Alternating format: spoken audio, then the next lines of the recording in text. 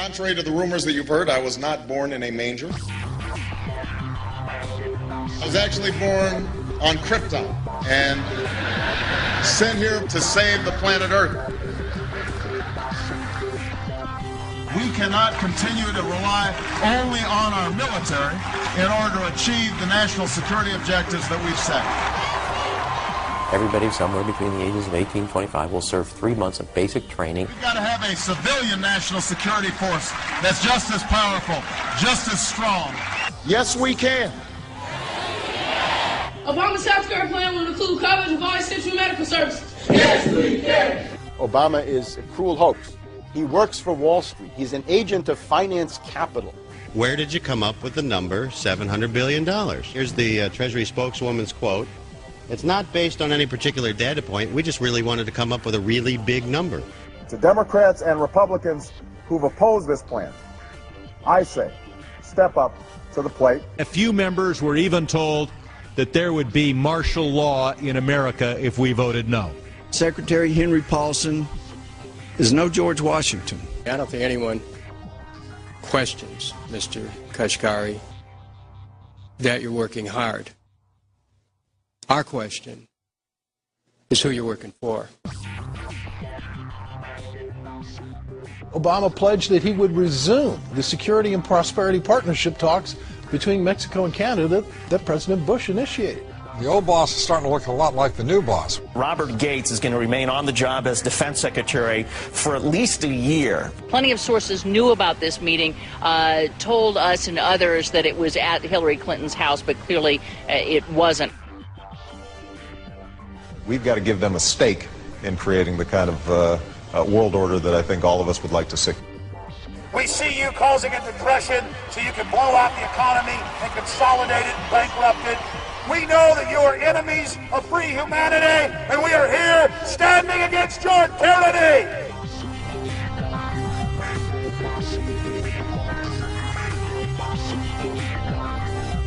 The Obama deception. The truth strikes back.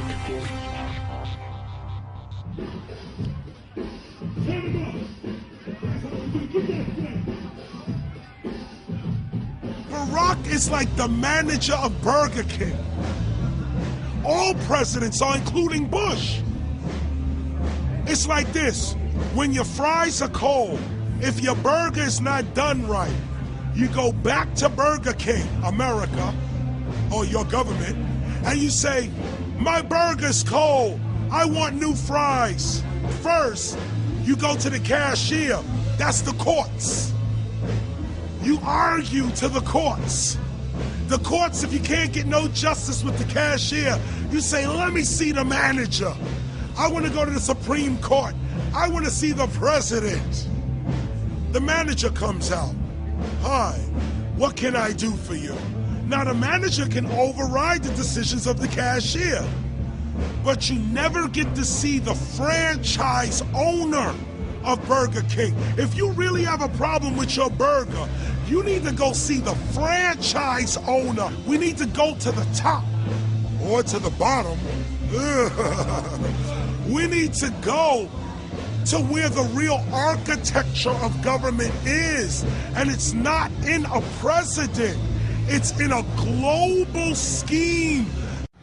Politics in America today is identical to pro wrestling.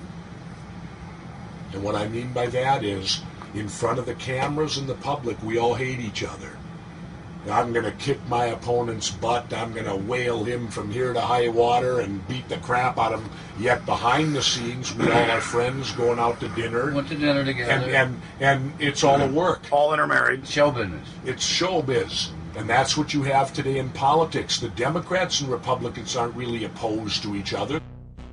Left and right mean nothing. The only thing that counts is, are you working for Wall Street or you're trying to defend the people against the financiers?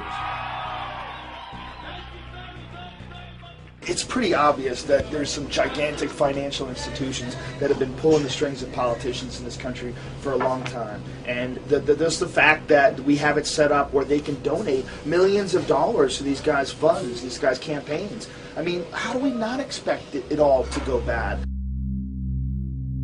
America in 2009 was desperate for change. The past 8 years had been a disaster. Those weapons of mass destruction got to be somewhere. Maybe under here.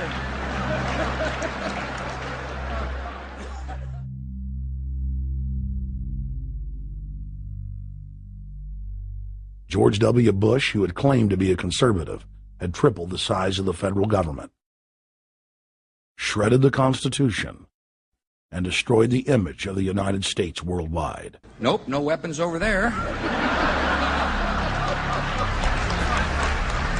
Endless wars, over 1 million dead Iraqis, and more than 5,000 dead U.S. troops. The Patriot Act, warrantless domestic wiretapping and spying, the end of posse comitatus, the rise of the treasonous North American Union, a deepening recession sliding towards total economic collapse. These factors and other abuses had the American people in a state of panic for their future and the very existence of the United States. The elite were in trouble. The people were beginning to see through their facade, past their front man, and to the ruling elite behind the throne. For the first time in U.S. history, both parties were universally hated. Congress had a 9% approval rating. The globalist agenda had stalled. And then, onto the scene came a man who promised change. Change we could all believe in. Barack H. Obama promised to end the war and bring our troops home fast. He pledged to uphold the Constitution and to stop the federal government from spying on the American people. Candidate Obama told American workers that he was going to get them out of NAFTA and GATT, and he's already breaking those promises.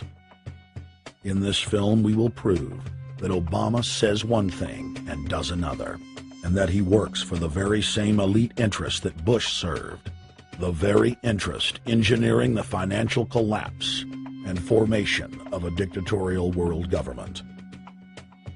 This film is not about left or right. It is nonpartisan. Our past documentary films are among some of the most damning indictments of George W. Bush and his administration that have ever been made. If humanity has any hope of effecting real change for the better, it will not come from the Madison Avenue false reality makers who have cast Barack Obama as the savior of the world. To alter our course from tyranny to liberty, to defeat the corrupt elite, we must get past the puppets and confront the real power structure of the planet. Now we can see a new world coming into view. A world in which there is the very real prospect of a new world order. Webster Griffin Tarpley is an accomplished geopolitical analyst and historian. Among his scholarly works are the unauthorized biographies of George Herbert Walker Bush and Barack Hussein Obama. Since Bush the elder made his speech at the United Nations back in September of 1990 talking about the New World Order, I think I've become confused about what's actually going on in the world. The New World Order is a more palatable name for the Anglo-American world empire. It's the planetary domination of London, New York, Washington over the rest of the world. It's hard to get people to join that or think they have a part in it if you call it the Anglo-American world empire. If you call it the New World Order, then people in India or someplace like that or the European Union might think, well, there's something in that for us too. But that's not what it is. It's the Anglo-American New World Order. It's really the old world order. It's the British Empire morphing into the American Empire. The U.S.-British world empire is what you're going to get. Combines of powerful men have always battled with each other over the levers of power.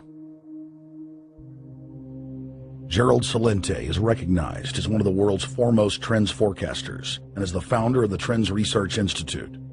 People that are knowledgeable know that the fight that this country has been waging since its inception is for the central bankers not to take over the country.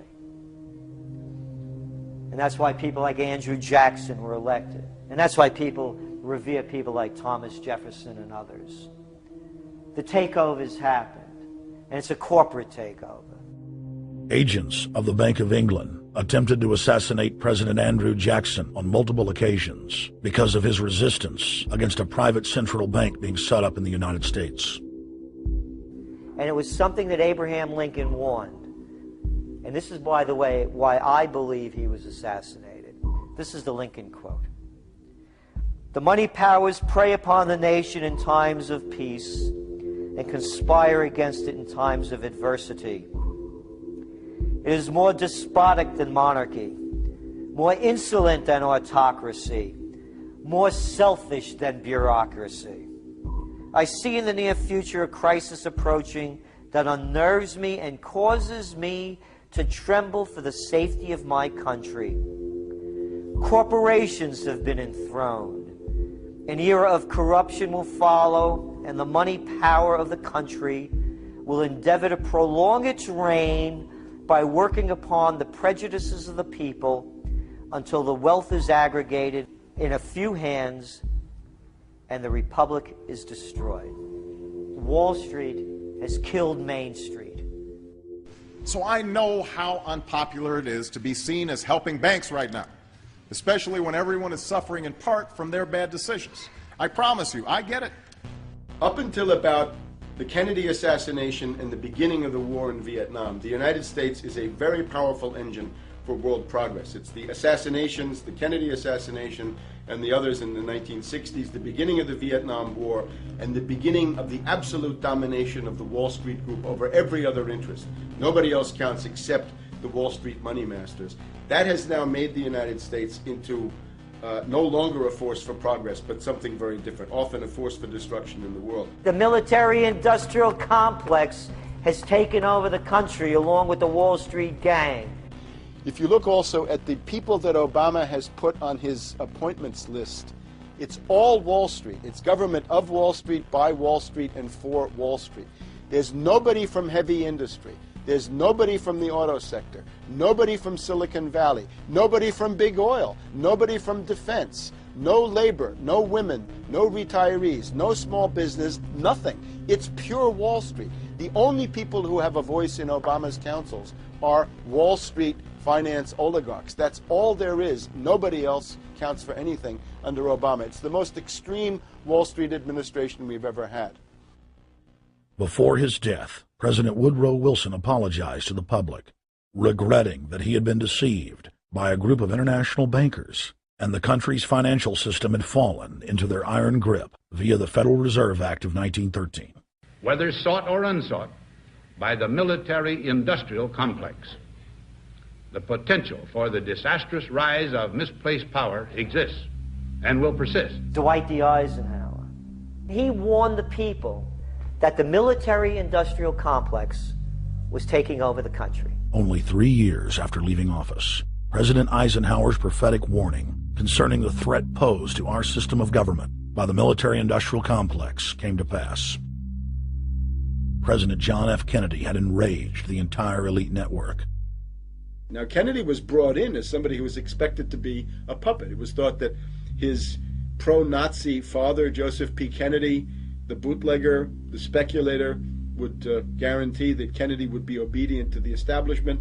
They thought that Kennedy was a sex maniac who could be manipulated through all of this, but it turned out that through his personal suffering, Kennedy had discovered a personal sense of himself which went beyond just being a puppet, and he began to think about things like economic recovery, world peace, having a space program, making deals with the Soviets, cutting the Federal Reserve down to size, and a whole series of other things. Executive Order number 11110, signed by President Kennedy, began the process of abolishing the private Federal Reserve. Kennedy was also pushing for real civil rights reform and had begun the process of pulling the troops out of Vietnam. The last time you had an actual president was Kennedy. The oligarchs took swift and decisive action. When John Kennedy attempted to take the government back from the robber barons, he was brutally murdered. The message to future U.S. presidents and leaders across the world was clear: do as you're told or die. John Fitzgerald Kennedy was the last true president of the United States. And until the globalists are removed from power, we will never have another real one. The other thing about the American presidency you've got to remember is that this is a puppet post. It's automatically going to be a puppet post. The idea that Obama is somebody who's going to come in and exercise real authority when he's obviously been chosen and given everything that he's got by these financiers. Presidents are now little more than corporate pitchmen who take all the political heat, while the controllers remain in the shadows, safe from public scrutiny. Hip-hop icon KRS-One is not just known for selling millions of albums. He has led a tireless crusade against youth violence and has been a strong voice for human rights. If they controlled it before, what makes you think they're not controlling it now? The country was on a verge of revolution. They threw a black man up. Now we like this. They give him the money, they give him the bundling, they give him vote fraud, they give him the media whores, they give him goons, they even have elected officials making threats to put people in jail if they criticize Obama in public. All of this is the mark of a puppet. And that means that he is a puppet, actually more of a puppet than anybody else, more of a puppet than Mrs. Clinton would have been, even more of a puppet than McCain. He's the maximum puppet that we've had certainly since Jimmy Carter. They put a black face on the New World Order, and now we all happy. KRS ain't buying it. In the real executive power structure, the president serves the military-industrial complex, itself owned by the international bankers. If there's a revolution, the population just throws out the prime minister or president. The elite stays in power because the public is never aware of who the real enemy is. In Evian, France in 1991, standing before the Bilderberg Group, the apex of the world government power structure, David Rockefeller defined the New World Order as a system of world government serving the international banking elite. For decades, the banker-owned media would attack anyone who dared to warn the public that a dictatorial world government was being constructed right under their nose, and that national sovereignty was being deliberately destroyed.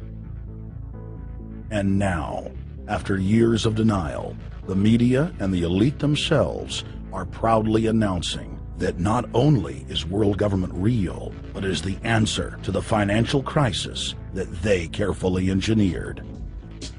Suddenly, the Wall Street Journal tells us that the North American Union is here, and that getting rid of the dollar for a common currency with Canada and Mexico is good. The Financial Times of London, published by a member of the Bilderberg Group, crowed that a dictatorial world government had been kept in the shadows for our own good, and that it was now time for it to emerge from behind the curtains of national security. White House Chief of Staff Rahm Emanuel stated on record that they can't let this crisis go to waste. You never want a serious crisis to go to waste. And what I mean by that, it's an opportunity to do things that you think you could not do before. And Henry Kissinger, who gave Barack Obama his first job out of college, told national television that the economic collapse was a great opportunity to bring in the New World Order. He went on to say that Barack Obama was the perfect person to sell it to the world. But he can give a new impetus to American foreign policy, partly because the reception of him is so extraordinary around the world. I think his task will be to develop an overall strategy for America in this period when really a new world order can be created. It's a great opportunity. It isn't such a crisis. In June of 2006, our team traveled to Ottawa, Canada, to gather intelligence on the shadow government's agenda for the coming years. I think that's the Queen. Investigative journalist and best-selling author Daniel Estulin had been tracking the Bilderberg Group for more than 16 years. His moles inside Bilderberg informed him that the elite were planning to first run the price of gas up to $150 a barrel, unimaginable in 2006. He also reported that after suckering the middle class back into the stock market, the group was going to implode the subprime mortgage market and destroy public confidence. Well, one of the things that we're getting from this morning and this afternoon's conference, this morning conference was about the energy crisis, the price of oil. The afternoon conference, which started about 4 o'clock, 4:30, they were talking about one of the American delegates, I wasn't told who exactly it was talking about the the concern that the American citizens have had with the housing prices going down, so they're not investing that money. So what they needed to do is they needed to create the illusion that everything is going well. So what they're going to do over the next year and a half, is to bring the market back up to 1998, 1999 levels. They're going to get all the suckers to invest whatever little money they have left over, and that's when they're going to make the economy bottom drop out. They need to destroy the economy because as we're running out of oil, when people don't travel, at least that's what they're saying, when people don't travel, when people don't have money, they don't travel, they don't spend any money, which means you don't waste a lot of oil and natural gas. That's the afternoon's So how does conversation. this source, I mean, just ballpark, I mean, so you have the sources of... Well, actually, there are two people who are members of the Bilderberg Club. It's actual members. They're members of the Bilderberg Club who, for years and years and years, have been going and participating in all the conversations. And they've always been dead on, always. And last year, they said the oil prices are going to go up to 150. At the time, it was 39. Went up to 76, basically doubled. If it doubles again, it's going to be back to where these people They say. attack Iran and will it? Year after year, Estelin and other reporters like Jim Tucker are able to report on future events with stunning accuracy, all because they know the agenda of the Bilderberg Group. The Bilderberg Group sits at the top of the world power structure. 125 of the richest and most influential individuals on the globe make up its membership. From Istanbul, Turkey to Chantilly, Virginia, we have tracked the elusive Bilderberg Group. Bilderberg always insist on a media blackout. By June of 2008, we had already figured out that Barack Obama was the elite's puppet of choice. The national media claimed that during the weekend the Bilderberg Group was scheduled to meet, that Obama had speaking engagements set for Chicago and the Midwest. We knew better.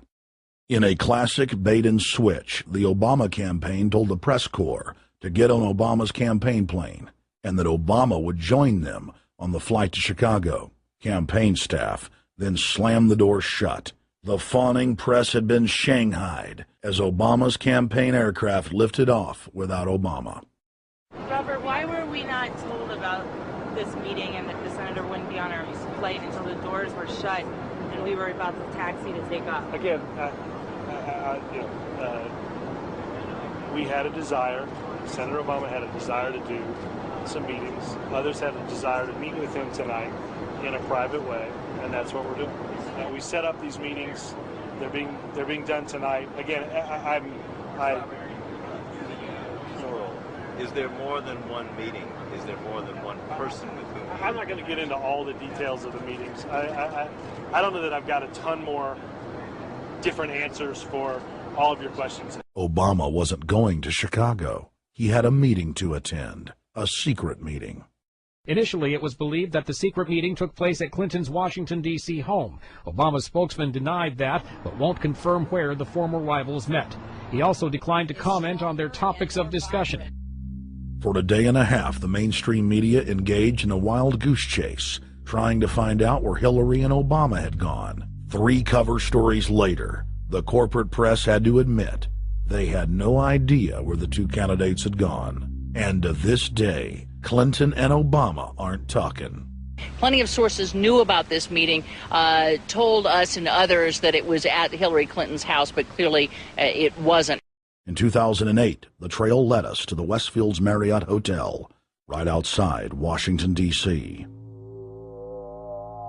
We just flew into Washington, D.C. We're driving to the Westfields Marriott. Tomorrow, the hotel's closed throughout the weekend of the weekend for the Bilderberg Group meeting. But we're going to check in the night before. They're going to kick us out tomorrow. So we're going directly into the belly of the beast. The hotel will be filled with at least 5 spy agencies: CIA, Defense Intelligence, Mossad, European Union Security. We checked into the Westfields Marriott 48 hours before hotel guests were scheduled to be thrown out ahead of the annual meeting. The building was nestled in the heart of the military-industrial complex, with the National Reconnaissance Office and Raytheon just a stone's throw away.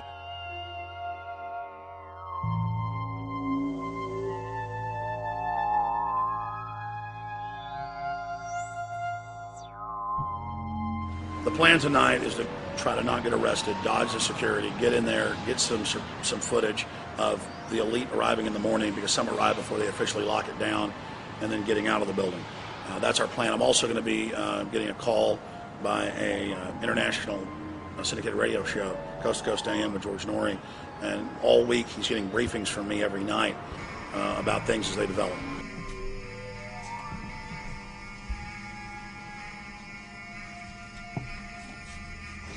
George, we're sitting here in the room. As the phone rings with your producer, Tom Danheiser, to put me on, the fire alarm goes off.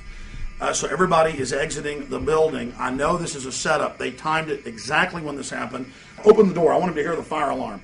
Open the door. I want people to hear this live to the 16 million people listening.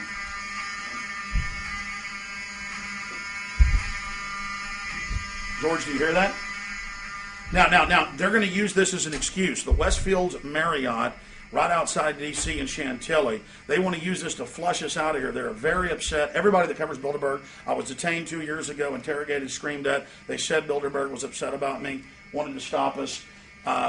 This is guaranteed. Everywhere we go, we're followed. We have another hotel across town as a base of operations. They were there questioning us, getting in our faces.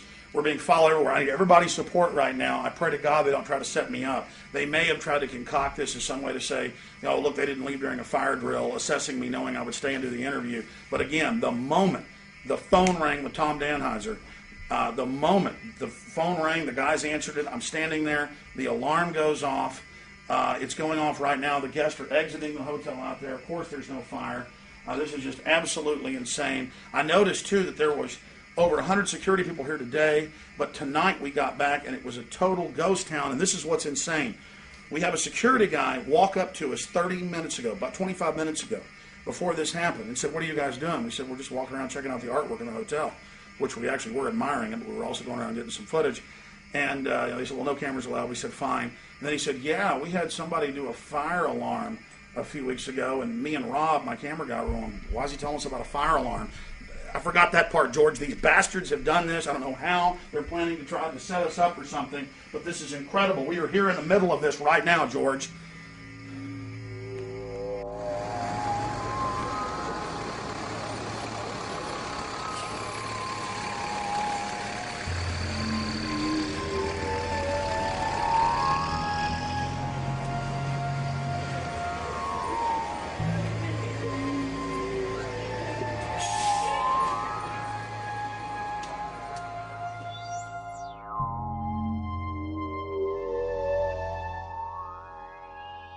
There you go, stay there. Keep it locked.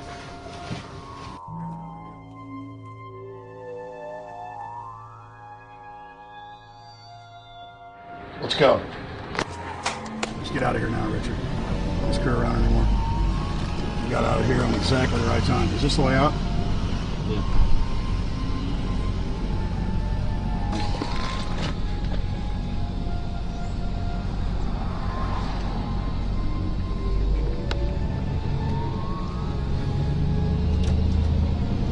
We got a car right behind us.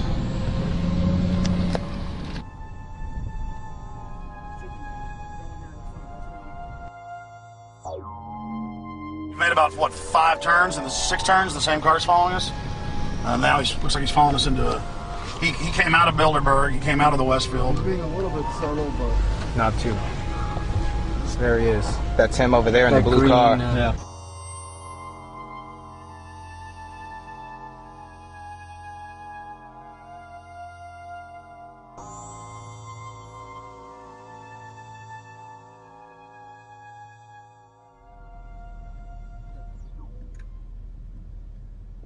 We're headed back to the Marriott here in Chantilly, Virginia, the scene of Bilderberg 2008. We successfully infiltrated the last day and a half inside, got out with some great stuff. We've been tailed, and now we're going back to cover the dignitaries, the elitists, as they arrive. And right now is the prime time for them to start arriving for the next 3 or 4 hours. We took about a 30-minute break. I'm sure we missed a few, but it doesn't matter. We've got scores of people that just organically are listeners, info warriors that are out here taking action.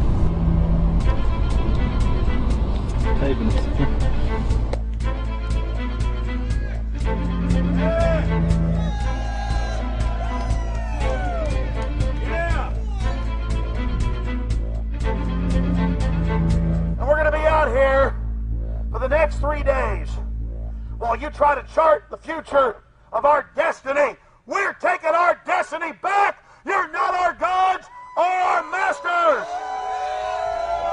We witnessed at least 7 convoys of armed Secret Service entering the Westfield's Marriott, and internal sources confirmed that both candidates did attend at least one meeting inside the conference.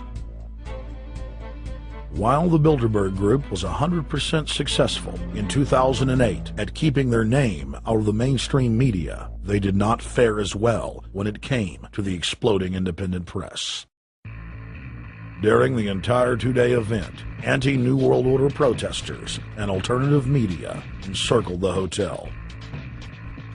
You're being exposed everywhere! From David Rockefeller, from John Edwards, from Bill Clinton. Your game of secrecy is over! You're gonna play, get it, it's up close, you piece of trash! This is Bernanke, man! Bernanke, you're going down!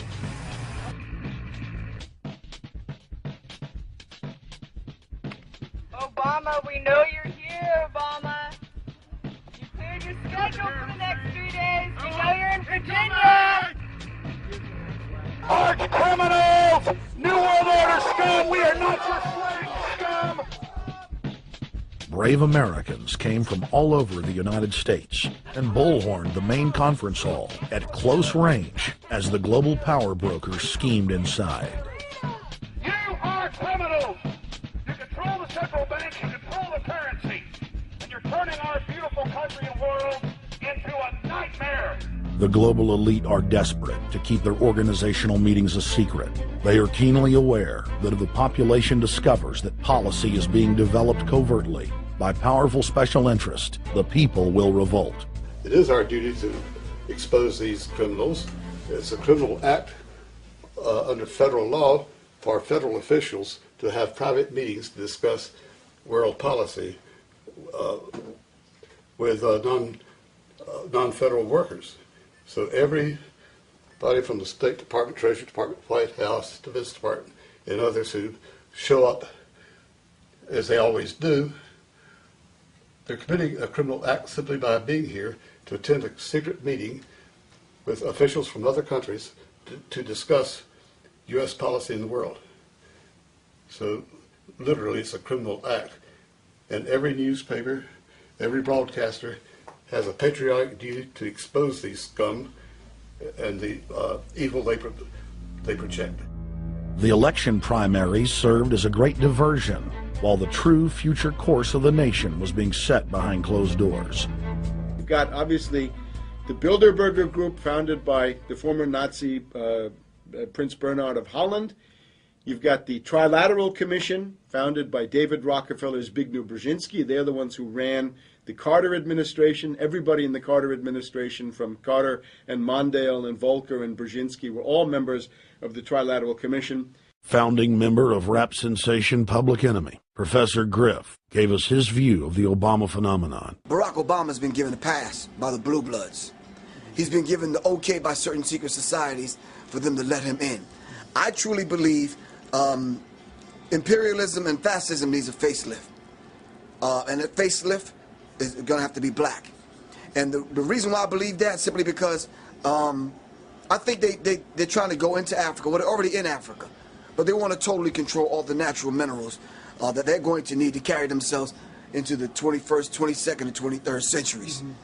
You follow me? So I think they have to go through a phase of galvanizing the masses of dark-skinned people that truly believe that change needs to come. But the change that they're talking about is not necessarily change for the better as far as the masses of the people. It's probably a better change for them. It's not going to change for us, the little man on the totem pole. And no one looks at the agenda. As long as he positions himself right, have the right tie on, have the right smile, repeats the slogans over and over and drives it home, the average American is just going to swallow it hook, line, and sinker. And we don't even know what the agenda is.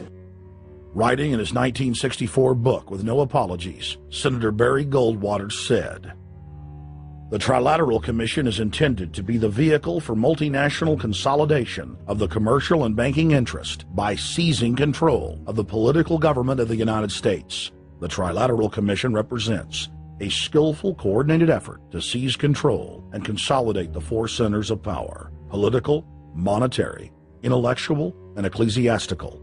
What the Trilateral Commission intends is to create a worldwide economic power superior to the political governments of the nation-states involved. As managers and creators of the system, they will rule the future. Bilderberg issues executive decisions and prime directives to its subdirectorates for implementation. The Trilateral Commission takes the Bilderberg Group agenda and executes it through regional roundtable groups throughout Europe, Asia, and the Americas. The Council on Foreign Relations serves as the managing roundtable group in the United States sector. The Council on Foreign Relations has dominated every administration since the days of FDR. The way in which they make policy and rule is that they are a polycentric oligarchical system. You have to be a finance oligarch. Remember, this is not a society ruled by generals, not by priests, not by bureaucrats, not by demagogues, none of those, but by bankers. Bankers rule, and the bankers set up these institutions. They set up things modeled on the Royal Institute for International Affairs, Chatham House, and the Milner Round Table of the period right after the Boer War, so even before World War I. You had the British setting up these round tables, institutes with publications and conferences, and this is how they make policy. Upon Obama's inauguration, members of the Bilderberg Group, Trilateral Commission, and CFR flooded into every position of power in the executive branch, replacing Trilateral Commission and CFR members who previously filled the positions during the Bush administration. When you look at the U.S. ruling class, you'd have to say that they're a really pathetic bunch of failures and bunglers. They are a miserable excuse for a ruling class. And that's one of the big problems we have, is you go from Clinton to Bush to Obama.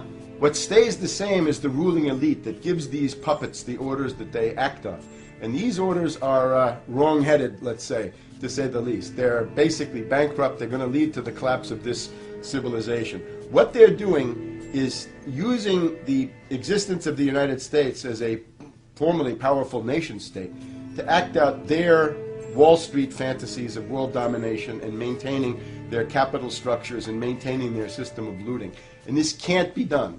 So the basic question is, they've hijacked our country and you got to take it back from them. You've got to drive Wall Street out of the government, and at that point you'd have a reasonable chance of getting back to prosperity and some kind of peace and order in international affairs. We had a chance to speak with economist and author George Humphrey. They have created a power elite, and we're not talking about the millionaire down the street. You can't even be a member of their club unless you're a multi-billionaire. And friends, this is not about rich versus poor. This is about a very, very small handful of the worst criminal element on this planet, manipulating and destroying the good people of this nation and of this world. About this Obama with change. Look at the people he's put in to mastermind the economic recovery. Larry Summers. I love it. Every time they talk about Larry Summers, he's always brilliant. He's another brilliant one. He's the one that helped dismantle the Glass-Steagall Act, the banking act that was put in place in the 1930s, so the banks couldn't become the banksters that they become. In the 1990s, you had the beginning of the derivatives bubble, thanks to people like Alan Greenspan, Rubin, Summers, a lot of the people who are now back in the Obama administration. And the derivatives, I think, are the centerpiece of this entire problem today. These are the same people, Geithner from the Treasury Department. Could you imagine that? Now we have the U.S. Treasury Secretary, who also is a Robert Rubin protege of the Larry Summers Group, that dismantled Glass-Steagall and broke apart the regulations that would have prohibited the banks and brokerages from becoming these criminals. He was the former president of the New York Federal Reserve, And now he's our Treasury Secretary? And as we all know, the Federal Reserve is as federal as Federal Express. It's a private bank. And now we've put this guy in charge of it? I mean, Wall Street has hijacked Washington in broad daylight. Every single one of his appointments support the status quo. Every one of his appointments are there to screw the American people. Every single one of his appointments are people who are working to bring down the Republic and the Constitution of this country. Secretary of the Treasury, Timothy Geithner, Bilderberg Group and Trilateral Commission member. Secretary of State, Hillary Clinton, is a Bilderberg and CFR member. She is also married to Trilateral Commission member William Jefferson Clinton. Ambassador to the United Nations, Susan Rice, Trilateral Commission. National Security Advisor General James L. Jones, Bilderberg, Trilateral Commission, and CFR. Deputy National Security Advisor Thomas Donilon, Trilateral Commission, CFR. Special State Department Envoy Henry Kissinger, Bilderberg Group, Trilateral Commission, and CFR. Chairman, Economic Recovery Committee, Paul Volcker, Bilderberg Group, Trilateral Commission, Council on Foreign Relations. The Director of National Intelligence, Admiral Dennis C. Blair, Bilderberg Group, Trilateral Commission, CFR. Secretary of Defense Robert Gates, Bilderberg Group, Trilateral Commission, CFR. Deputy Secretary of State, James Steinberg, Bilderberg Group, Trilateral Commission, CFR. State Department Special Envoy Richard Haas, Bilderberg Group, Trilateral Commission, and President of the CFR.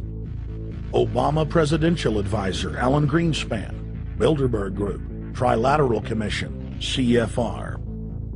State Department Special Envoy Richard C. Holbrooke, Bilderberg, Trilateral, CFR. And the list goes on and on.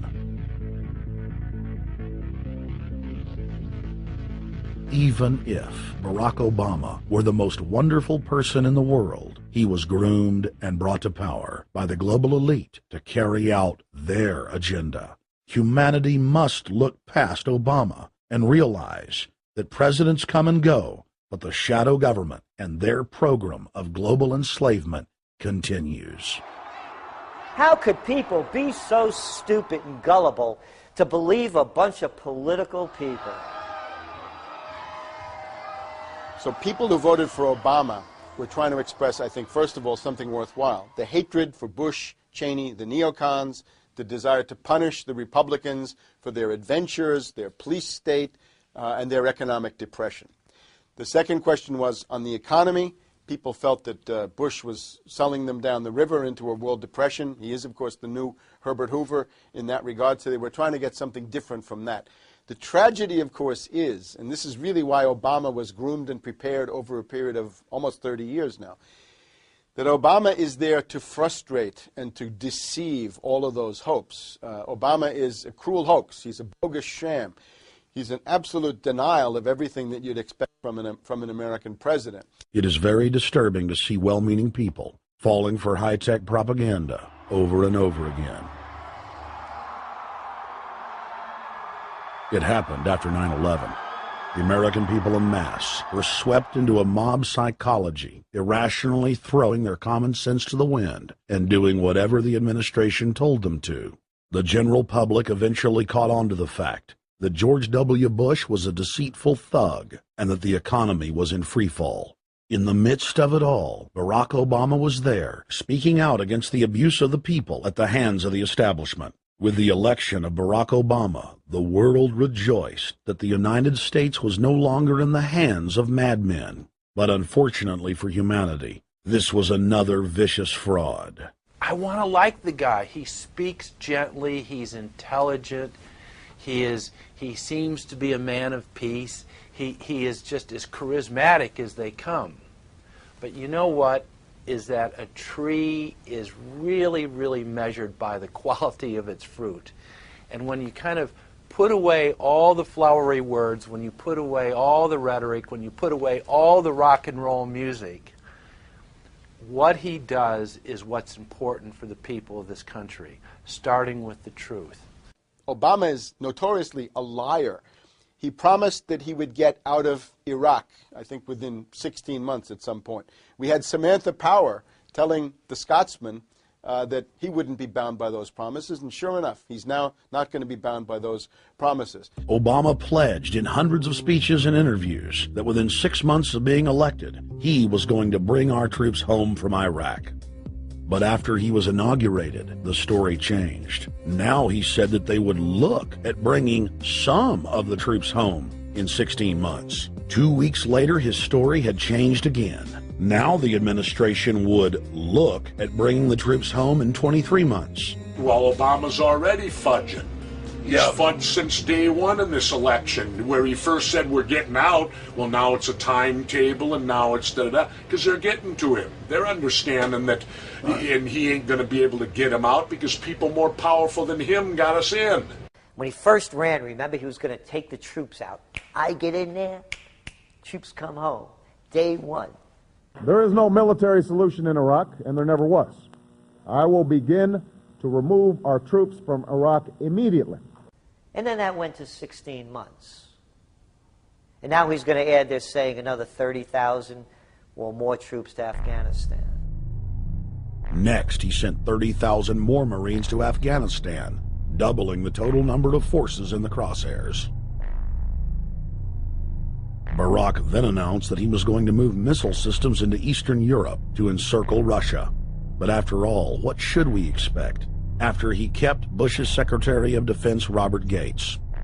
The outcome of this policy is if you're constantly meddling near the Russian borders with these fascist creeps, IMF, NATO agents like Yushchenko of Ukraine or Saakashvili or Georgia, or these Kaczynski twins in Poland, or various collections of people in Latvia, Lithuania, Estonia, you're tied to these gangsters, and if they decide to start a war, that rapidly escalates into thermonuclear World War III. This is worse than the neocons. Bush and Cheney never got as far as Brzezinski, Soros, and the other people running Obama. Barack Obama swore that he would vote to repeal the Patriot Act, but then he voted for its reauthorization. Obama decried the Bush administration's illegal warrantless wiretapping of the American people. Then he voted to legalize it. Obama pledged that he would filibuster any attempt to give retroactive immunity to the telephone companies, the telecom companies, except he then turned around and voted for that bill. Most people don't know, for example, that he voted to reinstate the Patriot Act and more government wiretapping. Candidate Obama told desperate factory workers in speech after speech that he was going to renegotiate NAFTA and GATT to make it more fair for American workers. It is absolutely true that NAFTA was a mistake. But then his campaign was caught sending out memos to top corporate leaders, telling them not to worry and that it was just campaign rhetoric. We had Obama saying, you know, I'm against free trade. I don't like NAFTA and all those free trade sellouts. We had Austin Goolsbee going to the Canadian diplomats and saying, don't mind him. He's just popping off. That's just election era rhetoric. Doesn't mean anything. Presidential candidate Barack Obama was publicly criticizing the North American Free Trade Agreement in a bid for votes, but privately telling Canadian officials not to worry about it.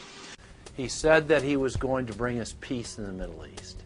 He said that he was going to bring us transparency and a balanced economy.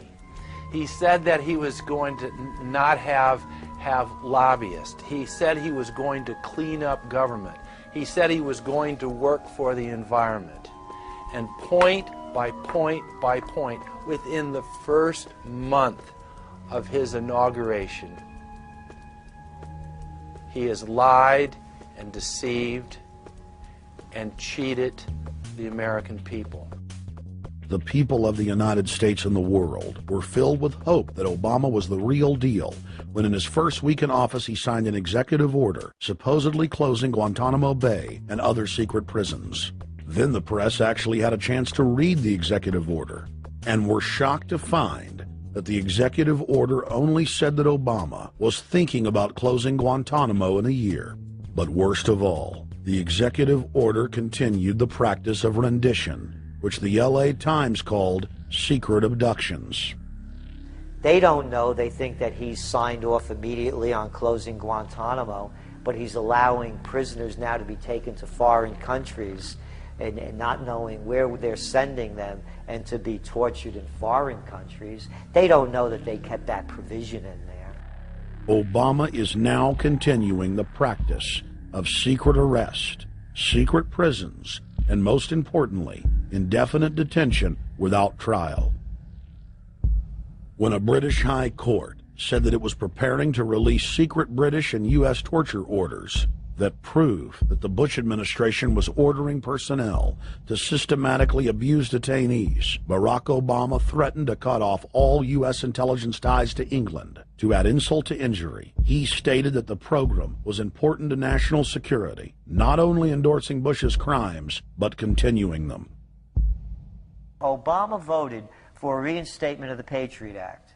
And by his early deeds already, again, as we saw with the issues of retention, he's willing to send people that have been charged with nothing to be tortured to so-called get the truth out of them. If the makers of this film attempted to cover all of Obama's lies, this documentary would never be released because there are new ones every day. So in the interest of time, we're going to cover one more big one. Barack and his handlers made the cornerstone of his campaign, keeping lobbyists and donors out of his administration. Within hours of being elected, Obama did a 180 and filled the White House and federal government with lobbyists and donors at all levels. Obama picked William Lynn, the top lobbyist for Raytheon, to fill the number 2 position at the Department of Defense.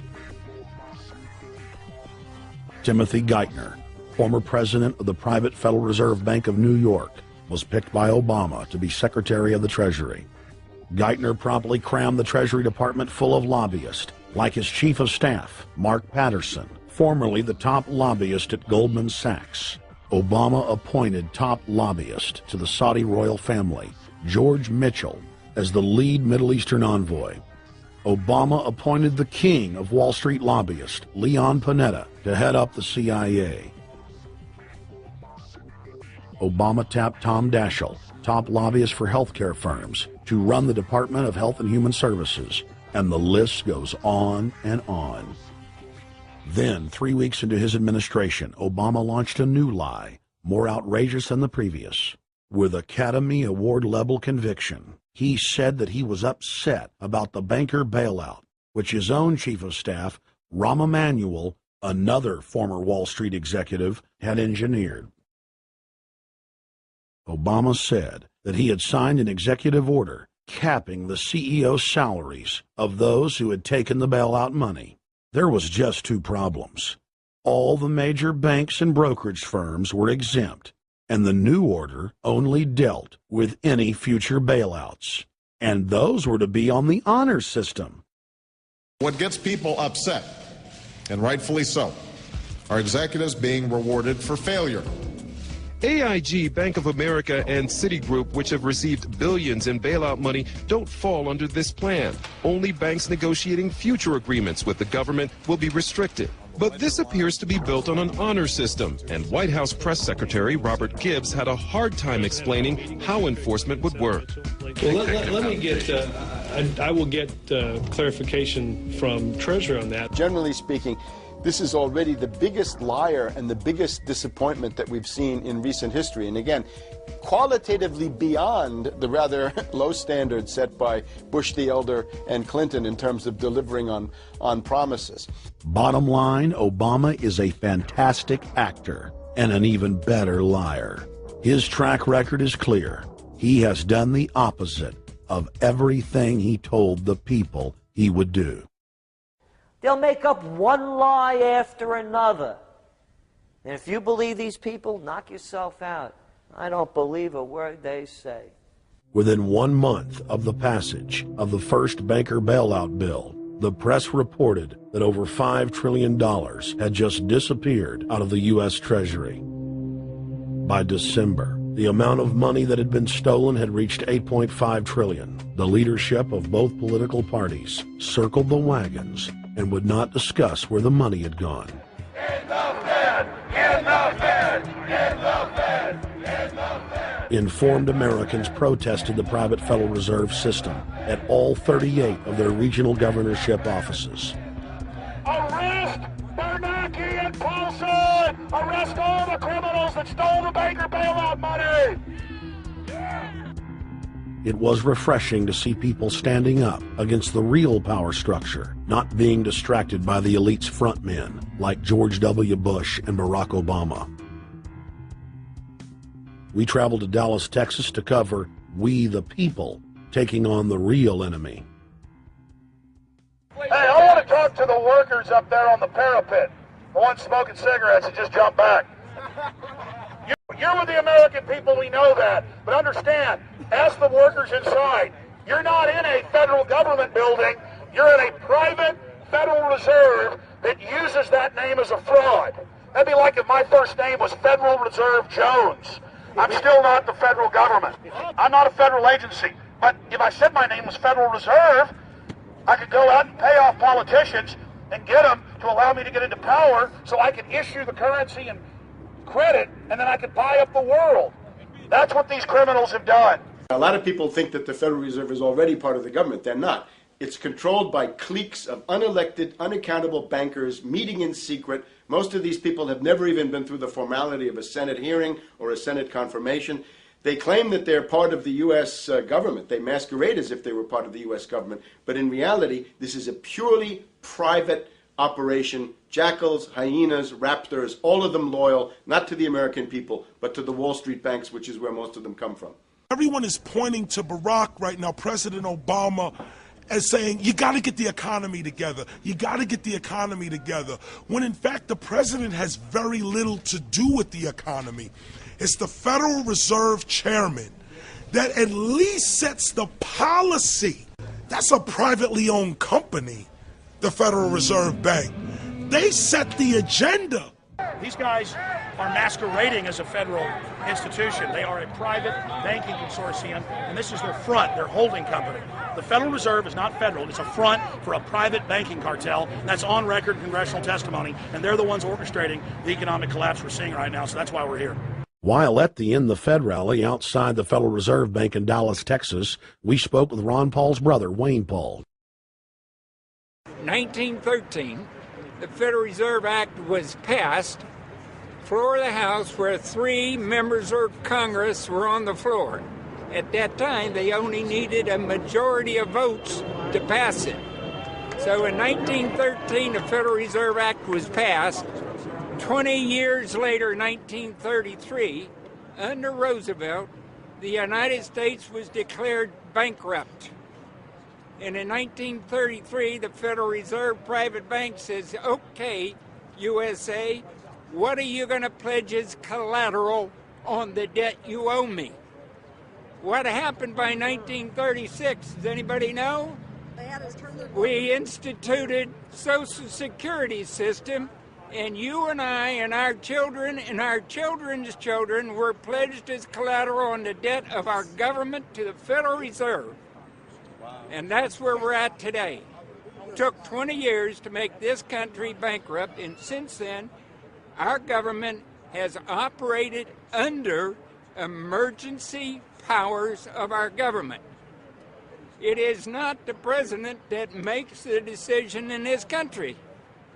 It's the Secretary of Treasury who turns around and is put in there by the Federal Reserve to manage the bankruptcy. We've been in bankruptcy ever since. So to print $700 billion and to give it away, how do they get away with it? The manager of the bankruptcy is told by the Federal Reserve this is the way to go. That's where we're at today. Yes, we should point out, Congressman Ron Paul now has a huge amount of sponsors for a bill in the House of Representatives to abolish the private Federal Reserve crime syndicate. In 1913, the money power of the country was taken away from the people.